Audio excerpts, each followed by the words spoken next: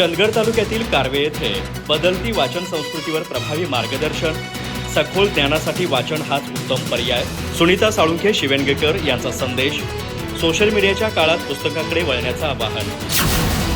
चंदगड तालुक्यातील कारवे येथे सरस्वती वाचनालय आयोजित 17व्या व्याख्यानमालेत बदलती वाचन संस्कृती या विषयावर आयोजित कार्यक्रमात सुनीता साळुंखे शिवणगेकर यांनी प्रभावी मार्गदर्शन केले. सखोल ज्ञानासाठी वाचन हाच सर्वोत्तम पर्याय आहे असा ठाम संदेश त्यांनी दिला. त्यांनी सांगितले की ई-बुक आणि सोशल मीडियाच्या वाढत्या प्रभावामुळे पारंपरिक वाचन संस्कृती कमी होत चालली आहे. मात्र पुस्तके माणसाच्या मनाचे पोषण करतात, मानसिक समृद्धी देतात आणि आयुष्याच्या प्रत्येक टप्प्यावर योग्य दिशा दाखवतात. त्यामुळे तरुण पिढीने मूळ आणि दर्जेदार ज्ञानासाठी पुस्तकांकडे वळणे अत्यावश्यक असल्याचे त्यांनी अधोरेखित केले.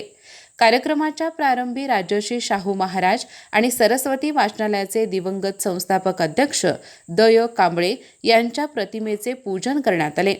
प्रकाश कांबळे यांनी स्वागत व प्रास्ताविक केले, तर श्रीकांत कांबळे यांनी पाहुण्यांचा परिचय करून दिला.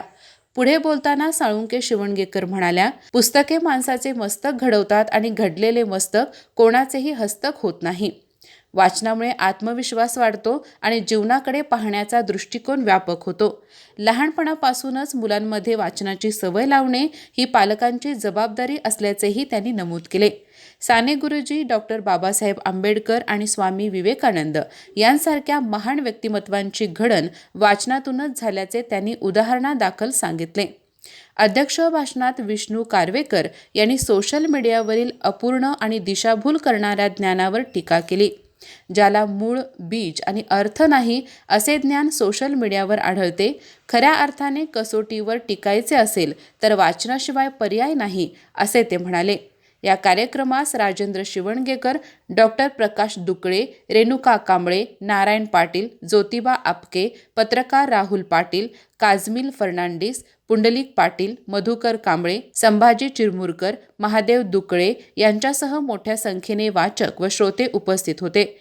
कार्यक्रमाचे सूत्रसंचालन राजू चिंचनगी यांनी केले, तर आभार प्रदर्शन ॲडव्होकेट कार्तिक पाटील यांनी केले. व्याख्यानमालेचे संयोजन जॉनी फर्नांडिस, हेमिल फर्नांडिस, चंदा कांबळे, उषा कांबळे आणि सुरेश कांबळे यांनी केले. अधिक माहिती आणि ताज्या घडामोडींसाठी आजच आमचे चॅनल सबस्क्राईब करा.